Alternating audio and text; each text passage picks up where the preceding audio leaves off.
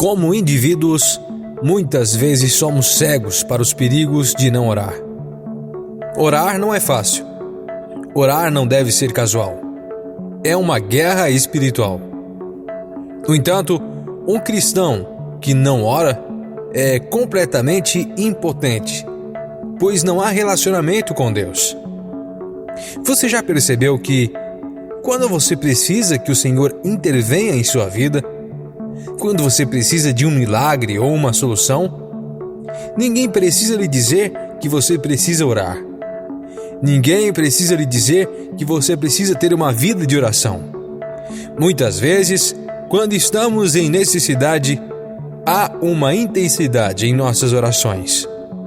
No entanto, a dificuldade que todos nós enfrentamos é que, uma vez que nossas necessidades pessoais são atendidas, uma vez que a batalha foi vencida, uma vez que o avanço ocorreu, o fogo que antes estava em nossas orações parece se apagar. E precisamos estar cientes disso. Precisamos nos proteger disso.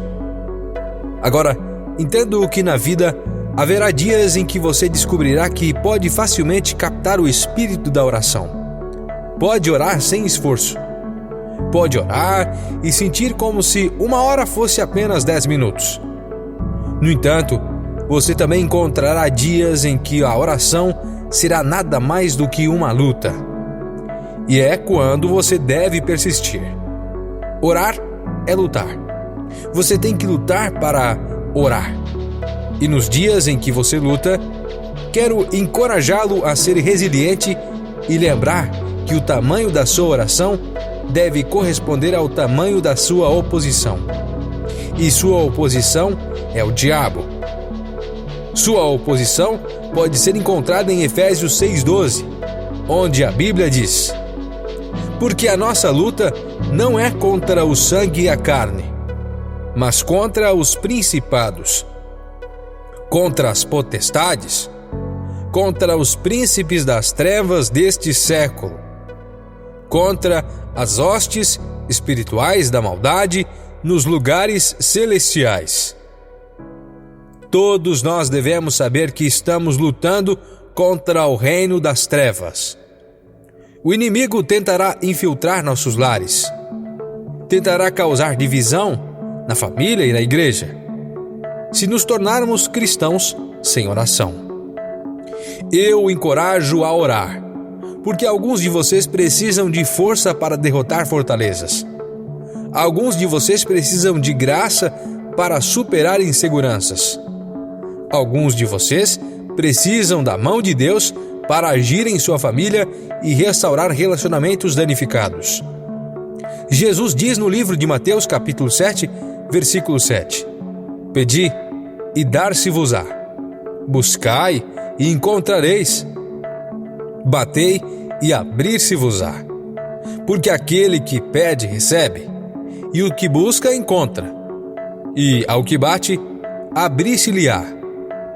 Jesus está nos dizendo, efetivamente, para orar até que algo aconteça. Continuar buscando o Senhor, até encontrarmos nossa resposta. Continuar batendo até que a porta seja aberta. Agora, um filho de Deus reconhece que não pode lutar uma batalha e sair impune com uma vida de oração fraca, mas gostaria de informá-lo, talvez encorajá-lo, a encarar a oração como um meio de vitória. Você vê, fomos construídos e equipados para a guerra espiritual.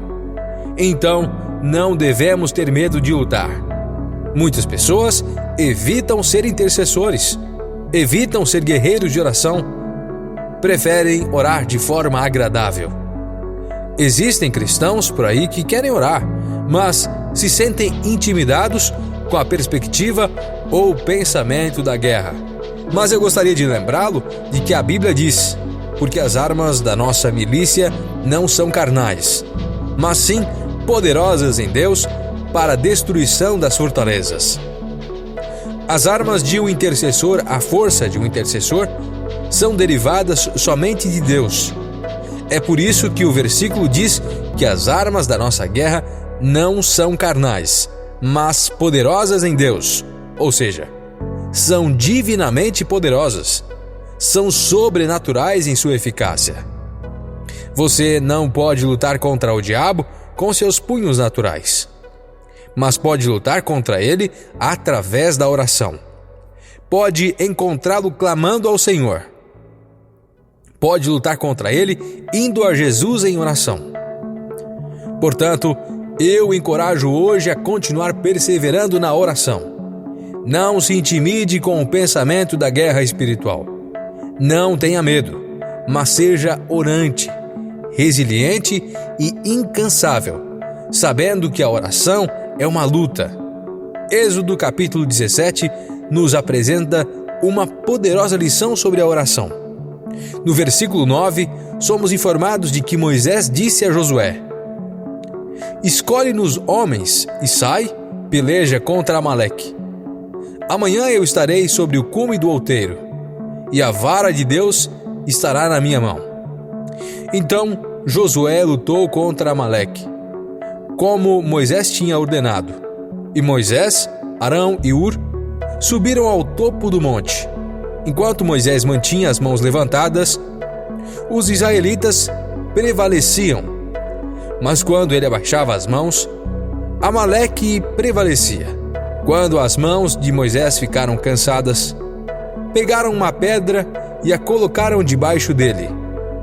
E ele se sentou nela. Arão e Hur sustentaram suas mãos, um de cada lado, para que suas mãos permanecessem firmes até o pôr do sol. Assim, Josué derrotou o exército de Amaleque com a espada. Existem várias lições a serem aprendidas com essa passagem das Escrituras. Moisés foi orar longe da batalha, em um lugar tranquilo. Ele não começou a orar na linha de frente, mas recuou a uma certa distância e subiu a um monte para orar. E essa é a perspectiva que um filho de Deus precisa ter. Temos que lutar nossas batalhas em particular, sem necessidade de uma plateia ou espectadores, sem distrações, apenas nós em nosso lugar de oração, e isso é suficiente. Um lugar de oração permite intimidade com Deus. Torna-se a nossa sala de guerra. Deus age em resposta à oração. Cada vez que Moisés abaixava as mãos por cansaço, os amalequitas começavam a prevalecer. E acredito que isso foi a maneira de Deus nos ensinar que as batalhas que enfrentamos como filhos de Deus são vencidas ou perdidas pela oração, ou pela falta dela. Precisamos depender da oração e não de mais nada. A guerra espiritual contra o diabo é contínua para nós, como filhos do Senhor. Então precisamos permanecer sob o sangue de Jesus e em oração para vencer. Mais uma vez, sempre que Moisés mantinha as mãos levantadas, Israel prevalecia. E sempre que ele abaixava as mãos, Amaleque prevalecia. Quando oramos, coisas acontecem. Pessoas são curadas, situações são alteradas, os quebrantados são restaurados e batalhas espirituais são vencidas. Mas se nos distrairmos e baixarmos a guarda, o inimigo tem a oportunidade de nos atacar. Quando deixamos de orar, inibimos o poder de Deus agindo em nossas vidas. Mais oração, mais poder. Mas o oposto também é verdadeiro. Sem oração, não há poder. A beleza da história de Moisés é que ela o mostra como humano, não como esse gigante da fé intocável. Moisés demonstrou que é como nós na oração. Ele se cansa, é frágil, vulnerável e fraco, os mesmos sentimentos que experimentamos. Moisés ficou cansado, mas perseverou, e é isso que devemos fazer: perseverar na oração, continuar empurrando na oração. O Senhor ainda responde às orações. Jesus Cristo é fiel e misericordioso.